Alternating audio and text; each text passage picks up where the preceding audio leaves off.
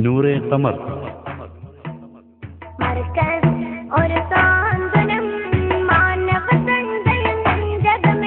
രചന MS Perumbavoor. സംവിധാനം മുഹമ്മദ് സാദത്ത് പെരുമ്പാവൂർ. നിർമ്മാണം ഹാഫിൽ സൈഫുദ്ദീൻ വട്ടോളി. തോഹ മങ്ങാട്.